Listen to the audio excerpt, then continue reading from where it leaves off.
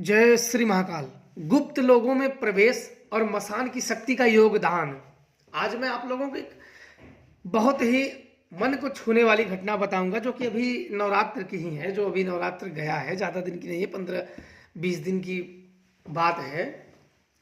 उसमें मसान शक्ति के बारे में आप लोगों को बता रहा हूँ। जो लोग मसान के बारे में नहीं जानते हैं, सुन लो। मसान को मेरे मन में था, मैं हला माता की शक्तियों से और अहिराक्ष और भी बड़ी बड़ी शक्तियों से मैं इतना तो देख पाया था कि ये सिद्ध आश्रम होते हैं, लेकिन हजारों की संख्या में होते हैं, किसी एक का आश्रम नहीं होता है। ये सिद्धों का उनका बनाया हुआ नियम है, और उन नियम में उन्हीं के अनुयायी और उन्हीं के शिष्य लोग जा सकते हैं, बाकी दूसरे लोग प्रवेश नहीं कर सकते हैं। और मेरी भी मन की इच्छा जागी कि मैं भी कुछ ऐसी चीज करूं जो कि हम सब का कुछ बने। अपने हिंदू धर्म है, कुछ ना कुछ ऐसे खोज करें। मैंने जब शक्तियां प्राप्त कर दी, सिद्धियां प्राप्त कर दी, गुरु के मार्गदर्शन में ज्ञान प्राप्त किया, तो मैं सोचा कि कुछ ऐसी जानकारी हो जो अलग हो और जो रियल हो, मतलब किसी का छल कपट ना हो, धोखाधड़ी वाला ना हो। मैं अपने लोगों को वो जानकारी दे सकूं और सही हो, क्योंकि अगर मैं झूठ बोलूंगा तो मेरे अंदर की जो भावना है वो जानती रहेगी। तब मैं अगर झूठ मूठ का किसी को बताऊंगा तो महादेव की कृपा से मैं वो सत्य को पा ही नहीं सकूंगा। इसलिए मुझे झूठ झपाट नहीं करना था। तो अब मुझे था खोज करना कि सत्य में क्या होते हैं। तो मैंने कुछ अपनी शक्तियों से काफ़ी हद तक जाना, लेकिन वो पर्याप्त नहीं था। मुझे आप लोगों को बताने तक का पर्याप्त नहीं था। उस चीज़ में मैं आप लोगों को सही से बता नहीं सकता था। अब मुझे था कि सिद्धाश्रमों को शक्तियों को भेजना यहाँ से, सिद्धाश्रम या अदृश्य लोग जो हैं, अब मुझे शक्तियों को प्रत्यक्ष रूप से बुलाना था और भेजना था। उसके लिए मैंने चुना एक शक्तिशाली मसान जिसे मैंने जगाया था। वो एक चीज मैं बता दूं, ये मसान एक बहुत बड़ा वीर होता है और माँ काली के साथ चलता है, जो मैंने जगाया है। और इससे वचन भी ले लिया है। मैंने एक वचन लिया है बहुत खतरनाक, ताकि इसकी जिस शिष्य को मैंने सिद्धि कर उसके अलावा कोई सिद्ध ना कर सके, और करे तो मृत्यु स्वयं ही अपनी मृत्यु को प्राप्त हो जाए। तो मैंने खुद जानबूझ के किया है। तो मेरा ये हुआ कि बुलाते हैं। अब बात ऐसे चलने लगी शाम को, और मुझे खुद आइडिया नहीं था कि ये जा पाएगा कि नहीं। मुझे 1 रुपये में, समझो जैसे विश्वास की भावना है, मैं अपनी बात बता रहा हूँ कि मुझे 1 रुपये में जैसे 100 पैसा होता है, उसमें 5 पैसे भरोसा था कि शायद मसान खोज पाएगा। मतलब बिना कोई गारंटी के, बिना कोई उसके मैं लग गया उसमें कि शायद कुछ जानकारी मिले ना मिले। तो फिर शाम सब चीज, जो पूजा थे, जो चीज थे, जो खर्चा लगने वाले थे, वो सब मैंने मंगाए। और 2 शिष्यों को मैंने चुना। 2 शिष्यों को, तो करड़सूल को मैंने बुलाया और पूछा। तो 2 शिष्यों में से, अब मेरे उस समय नवरात्र में 8-10 शिष्य थे। बुलाया था, माता काली का हवन था तो बुलाया था। तो उसमें से मुझे सबकी आत्मा देखनी थी, क्योंकि ये शक्तियां जब आत्मा को लेके, सूक्ष्म शरीर को लेके जाती हैं, तो जिसकी सूक्ष्म शरीर बोझिल होती है, बोझिल का मतलब अब उन्हीं की भाषा में जो हो, मैं इतना ही उन सब का जो शब्द था वही मैं आप लोगों को बता रहा हूँ। हम लोग अपनी भाषा में बोले तो बोझिल का मतलब है वजन, जिसपे पाप लदा हो। हम अपने तरीके से यही समझ सकते हैं, यही मैं आपको समझा रहा हूँ। और आप लोग अगर मुझसे बेहतर समझ सकते हो तो समझ लेना। उसने बोझिल बताया। इन सब की आत्माएं, सूक्ष्म शरीर बोझिल है। बोझिल का मतलब होता है जब हमारे अंदर लालच, हमारे अंदर कामनाएं, हमारे अंदर भावनाएं, हमारे अंदर लोभ और बहुत सी इच्छाएं जब वास करती हैं, और किसी चीज पे हमारा जब पूरा भरोसा नहीं होता है, तो हमारी सूक्ष्म शरीर बोझिल हो जाती है। जहां तक मेरे को समझ में आया, आप लोग अगर इससे अच्छा समझते हो तो समझ लेना। तो ये हुआ, कोई बात नहीं, 2 लोग जाएं ताकि भटके ना। और मुझे उस समय एक चीज बताएं कि वहां देखना कि इन सब की सूक्ष्म शरीर भटके ना। एक जानकार से, एक मेरे मित्र जानकार थे, उनसे मेरी बात भी हुई। उनसे मैंने थोड़ा सा राय लिया कि मैं सूक्ष्म शरीर को, हालांकि मैंने उनसे कहा कि मैं आत्मा को भेज रहा हूं, क्योंकि हम लोग थोड़ा सा सूक्ष्म शरीर को आत्मा बोल दिया मैंने, जो बात थी वो क्लियर है। उनसे मैंने बोल दिया कि जो सूक्ष्म आत्मा में भेज रहा हूँ सिद्धाश्रम में खोज करने के लिए। तो उन्होंने कहा कि आत्मा नहीं, सूक्ष्म शरीर। तो वही बात हुई। तो सूक्ष्म शरीर को उन्होंने कहा कि देखो, वहां अगर आत्मा पकड़ी गई, उन्होंने साफ साफ कहा और उन्होंने सही कहा। जो जानकारी वही होता है कि अगर किसी मित्र से, कोई अपनी चीज से अगर राय मांगा जाए, तो जो जानकारी अगर वो दे तो बिल्कुल सटीक दे, और जो उनका अनुभव हो बिल्कुल सही उन्होंने दिया। मैंने जो देखा अपनी शक्तियों से, क्योंकि मेरे पास भी सिद्धियां हैं, मेरे पास भी शक्तियां हैं, मैं किसी से एक ही जन पे, जिन पे उन सब में इतने लोगों में से मुझे एक ही आदमी पे विश्वास था, जो इन सब के बारे में, जो मेरी शक्तियां बोली कि यही एक आदमी है जो इन सब के बारे में जानता है, बाकी तो सब बस गधे के पीछे लगे हैं, किसी को कोई ज्ञान नहीं है। तो मैंने उन्हीं को चुना और उनसे अपने मन की बात थी उनके सामने मैंने रखा।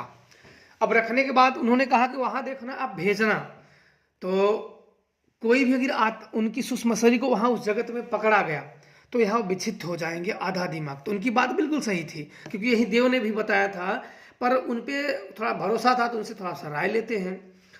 तो बात ठीक था, उन्होंने जो जानकारी थी मुझे वो बता दिया, अपने स्तर पे जो उनके पास थी उन्होंने बता दिया, सही बताया। अब उसका डिसाइड मेरे ऊपर था, क्योंकि करना मुझे था। अब रिक्स जो मैं लूँ, क्योंकि जो मैंने जानकारी या जो चीज़ मैं करने वाला था, लोगों से, अपने लोगों से मैंने बात किया, तो उन्होंने कहा कि ऐसी ऐसी बात होगी। तो अब था मेरे ऊपर कि मुझे अब अपने तरीके से उस चीज़ को हैंडल करना है। उसकी अच्छे या बुरे की जिम्मेदारी तब मेरी, तब मैं किसी को दोष नहीं दे सकता था कि आपने या किसी ने मुझे कहा है। अब इसके बाद मैंने बुलाया मसान को, जो कि माता के साथ में, क्योंकि मैं अभी इस शक्ति को नहीं जगाया, ये शक्ति किसी की मैंने नया शक्ति जगाया, क्योंकि मैं आप लोगों को बता चुका हूँ, मुझे आत्माओं को, शक्तियों को जगाने का विधान मुझे पता है। मुझे जगाने का भी विधान पता है और मुझे सुप्त कराने का भी विधान पता है, दोनों पता है। तो इसके बाद मैंने नया ही जगाया था, एक शिष्य के लिए जगाया था। अब जगाने के बाद उसे बुलाया, वो आया, तुरंत आया, हलो आ जाता है। उसके साथ बहुत सारी आत्माएं आती हैं जो कि उसकी सेवा बराबर उनकी करती रहती हैं। मैंने बुलाया तो मैंने कहा कि सिद्ध आश्रम, मैंने यही कहा कि सिद्ध आश्रम कोई ऐसी चीज होती है जो जानकारी लिया जाए, तो उसे भी नहीं पता था, पर वो जाने के लिए तैयार हो गया। मेरा वो देव जाने के लिए तैयार हो गया, वो भी मजबूत काठी का, पूरा उसके शरीर से पूरा लेप, और पूरा उसके शरीर में ना तो चमक रहती थी, पूरा मजबूत कद काठी का, लगभग कम से कम 7 फुट का वो वीर रहा होगा। बिल्कुल जैसे हम इंसानों को तो 8-8, 10-10 को उठा के फेंक दें, ऐसे पूरा एकदम भारी भरकम शरीर, मजबूत कद काठी का, भारी भरकम आवाज, पूरा एकदम वीर जैसा, मूंछ लिए बड़ा सा। तो उसको मैंने बुलाया, आया, तो उसको अपनी बात बताई, तो वो भी नहीं गया था। तो यह ठीक है, अब शाम की बात, रात को भेजने का था। अब शाम को मैंने अब अपने 2 शिष्यों को चुना। एक शिष्य की आत्मा बोझिल थी, काफी बोझिल थी, उसे नए में बने थे, उसको उतना ज्ञान की प्राप्ति नहीं हुई थी जो गुरु के प्रति समर्पण हो, क्योंकि जब गुरु के प्रति समर्पण होता है उसी की आत्मा हल्की होती है, बोझिल नहीं होती। एक शिष्य बिल्कुल गुरु के प्रति समर्पण था, वो किसी भी शक्तियों को बुला लेता था, वो देख लेता था। तो एक को तो मैं भेज सकता था, लेकिन मुझे 2 को इसलिए भेजना था कि एक कोई बच ना जाए।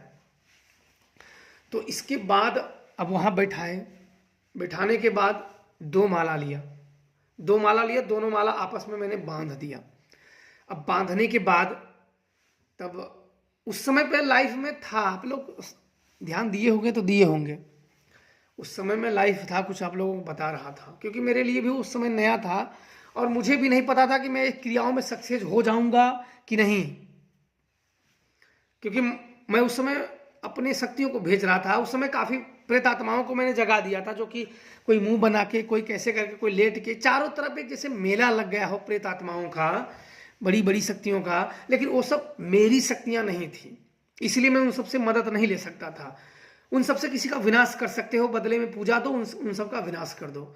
लेकिन मुझे एक कार्य को अंजाम देना था जो कि हम सब के लिए बहुत ही गुप्त था, जो मैं अपने लोगों को कुछ बता सकूं, जो अपने ऋषि मुनि का ज्ञान था, वो सब ज्ञान मैं अपने लोगों को बता सकूं। उसके लिए मुझे खुद खोजना था और मुझे सत्य का खोजना था। अब सब लोग जाग गए। जब मैंने प्रत्यक्ष शूल मंत्र चलाया, और हाजिरी मंत्र को मैंने जप किया, तो सारे प्रेतात्माओं का आगमन होने लगा।